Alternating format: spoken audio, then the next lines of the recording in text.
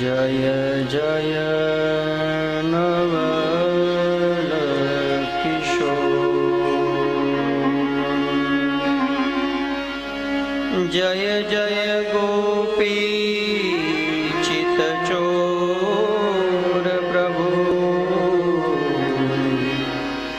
जय जय माखन चोर वृंदावन सावन नहीं नंदगांव सागा मुरली बट सो बट नहीं हमारे कृष्ण नाम सा।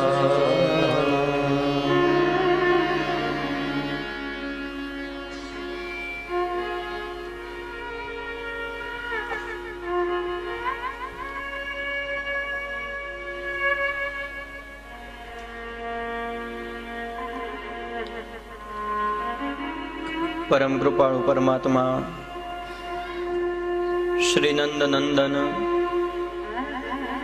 अकारण करुणा वरुणालय मोर मुकुट पीतांबरधारी भक्तवत्सल भगवान श्री बालकृष्ण लाल की प्रतिमूर्ति स्वरूप श्रीमद् भागवत महापुराण।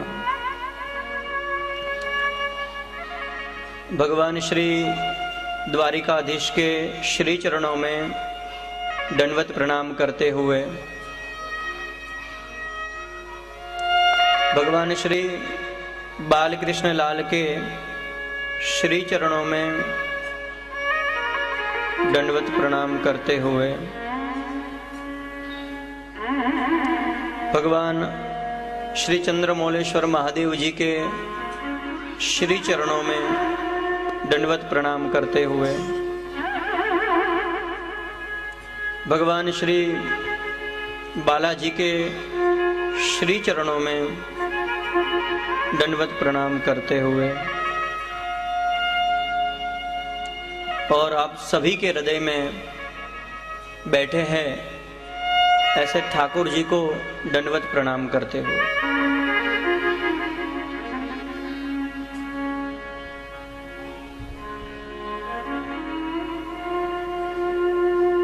ईश्वर के अति अनुग्रह से आज अति पावन स्थली सिलवासा में और भगवान के सानिध्य में भगवान की कथा श्रवण का और कथा कथन का मुझे और आपको लाभ प्राप्त हो रहा है।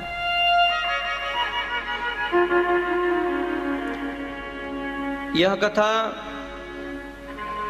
मंगलदायिनी है, लेकिन स्थल भगवान जी के सानिध्य में बैठकर हम ये कथा का पान करने जा रहे हैं।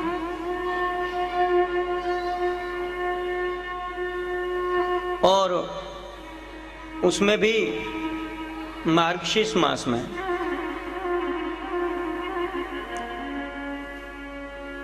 वैसे तो सभी मास में भगवान की कथा सदैव मंगलदायी होती है, लेकिन मार्गशीर्ष मास में अधिक होती है।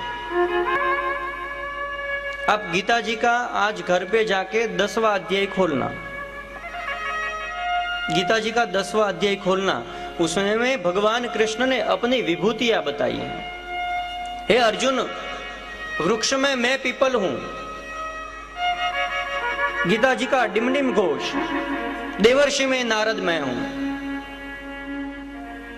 कवि में शुक्राचार्य मैं हूं, धातु में सुवर्ण मैं हूं। ऐसे भगवान ने नदियों में गंगा जी मुझे जान, ऐसे अर्जुन को अपनी विभूति गिनाते गिनाते गिनाते कहा कि महीने में मार्गशीर्ष मैं हूं। यह बताया गीता जी के 10वें अध्याय में है।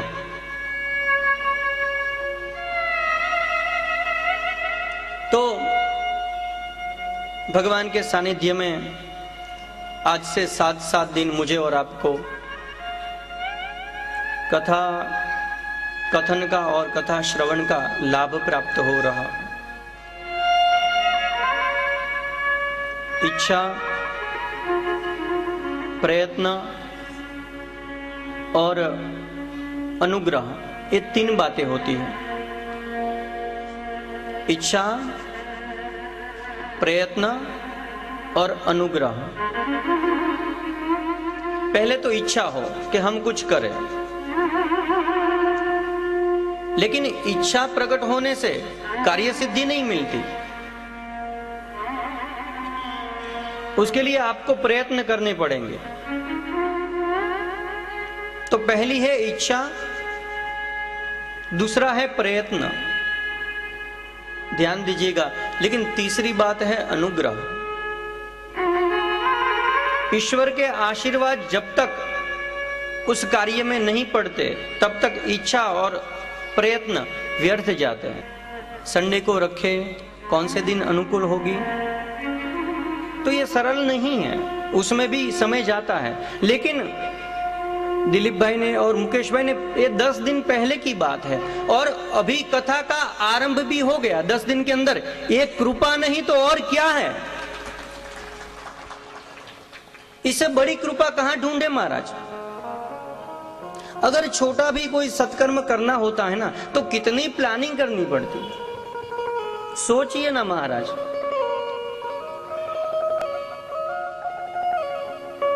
इच्छा, प्रयत्न और अनुग्रह। लेकिन जब तक प्रयत्न के साथ, इच्छा के साथ ईश्वर के आशीर्वाद न मिले तब तक कार्य सिद्धि प्राप्त नहीं होती।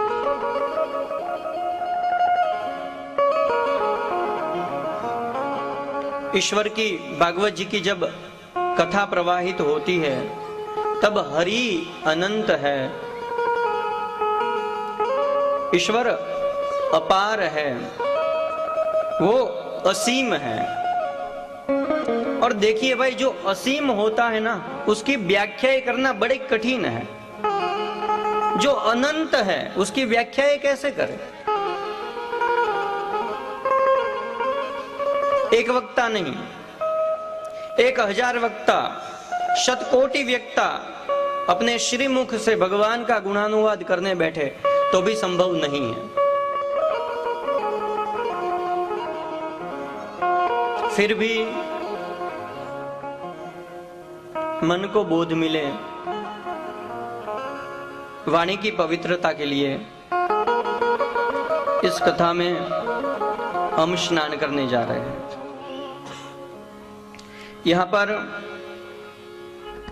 हमारे बीच में महेश जी आए हैं,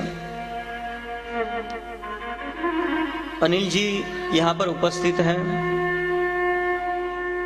अभी दादाजी बुजुर्ग पे आए हैं, नाम से परिचित नहीं हूं। दादाजी, मेरी भागवत जी की पढ़ाई वृंदावन अखंडानंद आश्रम में हुई है और वृंदावन से आपको भेज दिया ठाकुर जी ने।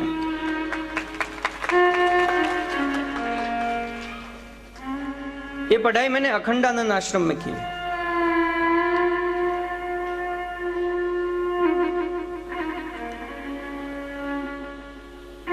तो कहना बड़ा कठिन है, लेकिन फिर भी मन को बोध मिले, वाणी पवित्र हो, इसलिए इसका गान करो। बाकी ईश्वर वाणी का विषय नहीं है, मन का विषय भी नहीं है और न बुद्धि का विषय है। ध्यान दीजिए, क्योंकि बुद्धि का स्वभाव है तर्क और वितर्क करना। बुद्धि क्या करती है? इसमें अच्छा क्या है, इसमें बुरा क्या है, वो खोजने बैठ जाती है। और जहां तक मन की बात करें, ये मन बड़ा चंचल है।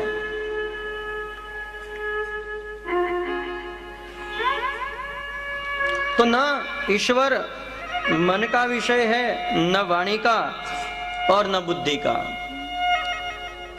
ये तो भटकाने वाले, आप मन मक्खी के समान है। आपने देखा होगा मक्खी जो होती है ना, वो सुंदर फूल के ऊपर बैठती है, और वो ही मक्खी 10 मिनट के बाद कोई कचरे के कूड़े के ऊपर जाकर न बैठे, उसका कोई भरोसा नहीं, कोई गारंटी नहीं। ऐसा मन है। एक बात और, क्या ये कथा आपने पहले नहीं सुनी? क्या हम में से कोई ऐसा बंदा है जो प्रहलाद के चरित्र को नहीं जानता हो, जो ध्रुव जी को नहीं जानता हो? ऐसा कोई है?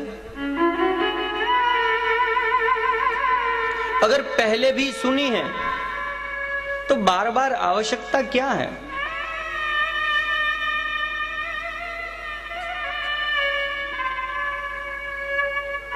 लेकिन कुछ ना कुछ तो है इसमें जो हमें प्रेरित करती है।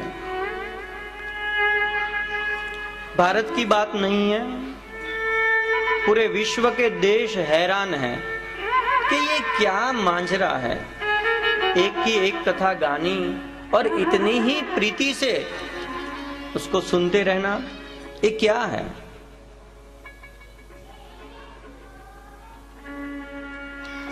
तो सुनी भी है तो फिर बार बार सुनने की क्या जरूरत है महाराज? इसे बार बार क्यों सुनते हैं?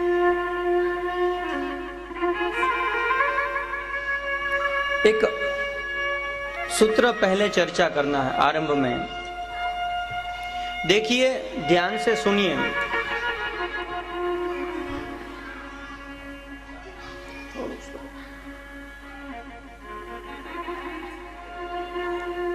इसको ध्यान से सुनिए। जो व्यक्ति अपना कल्याण चाहता हो वो इस बात को ध्यान से सुने। नीति की बात है। प्रातः द्यूत प्रसंगेन मध्याह्ने स्त्री प्रसंगतः रात्रो चोर प्रसंगेन कालो गच्छति धीमता।